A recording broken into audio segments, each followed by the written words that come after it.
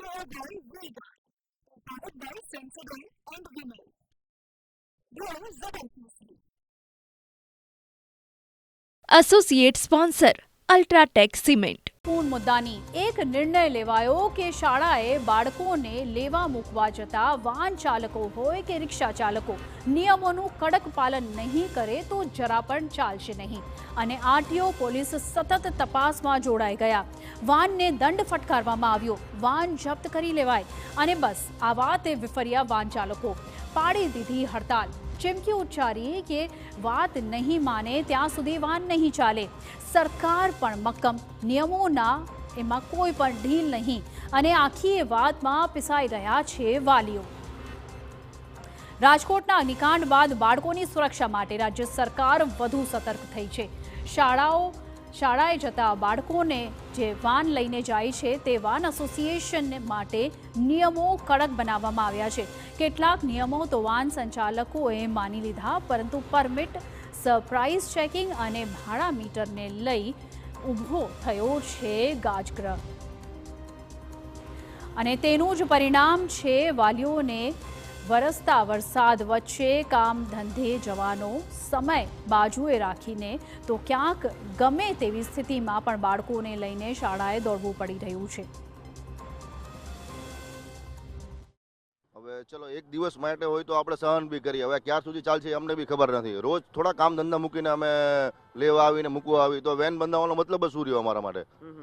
એટલે આ જલ્દી પતે એવી બી અમારી બી ઓલી છે કે જલ્દી આને પતાવો, પૂરું કરો એમ. વાહન હડતાલના લીધે સમસ્યા તો દરેક વાલીઓને થાય છે, કારણ કે હું પણ નોકરી કરી નાઇટ કરીને આવીને મૂકવા આવવું પડ્યું છે. સમજો કે આ ગમે ત્યારે વાહન હડતાલ ખુલશે, પૈસા તો અમારા પૂરા મહિનાના જ આ લોકો લેશે. હડતાલના પૈસા કે એમને કાપીને આપશે નહીં દિવસો.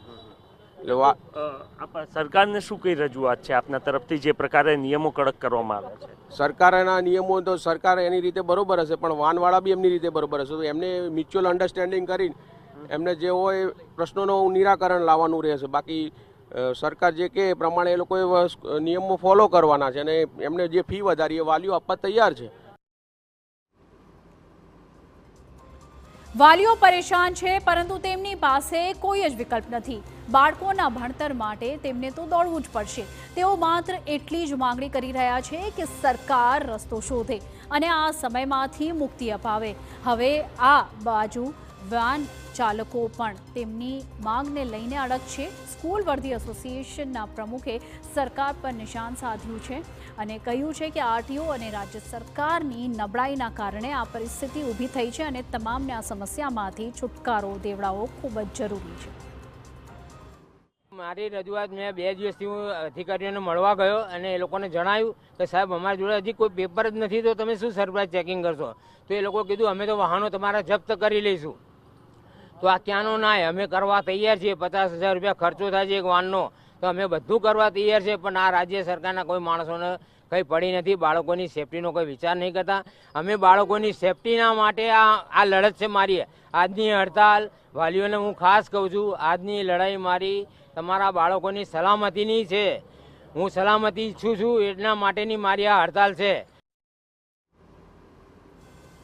રાજ્યભરના સ્કૂલ વાહન ચાલકો આ જ વાત સાથે સંમત થયા છે. સુરતના પણ 15,000 વાહન ચાલકો હડતાલમાં જોડાયા.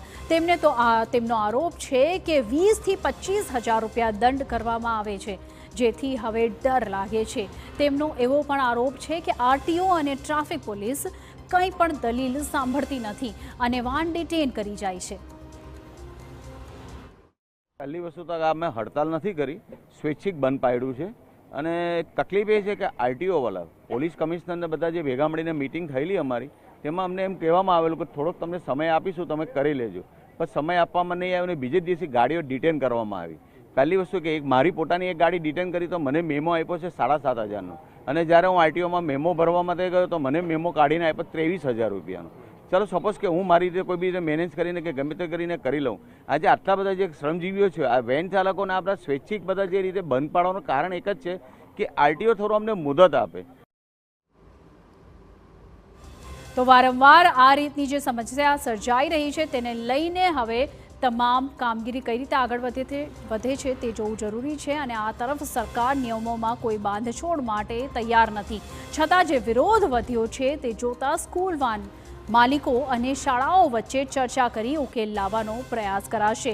જો કે શિક્ષણ પ્રધાન એવું પણ કહી રહ્યા છે કે આ તો આરટીઓનો મામલો છે.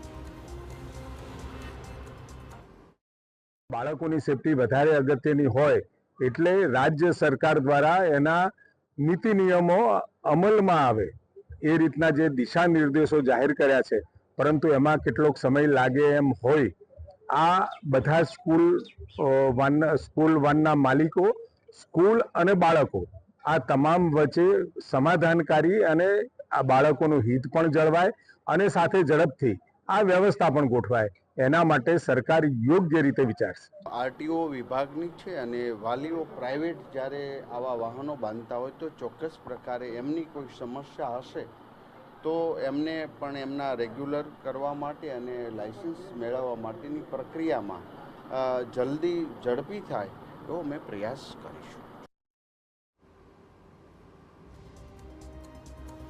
તો બંને પક્ષો અડગ છે, નિયમો જરૂરી છે, પરંતુ સવાલ એ પણ થાય છે કે વેકેશન પહેલાં જ નિયમો લાવીને વાહન ચાલકોને સમય આપી દીધો હોય તો આ છેલ્લી ઘડીની માથાકૂટ ન થઈ હોત. હવે જોવું એ રહ્યું કે સ્કૂલ વાહન ચાલકો અને સરકાર વચ્ચેની ખેંચતાણમાં ક્યાં સુધી વાલીઓ અને વિદ્યાર્થીઓને હેરાન થવું પડે છે.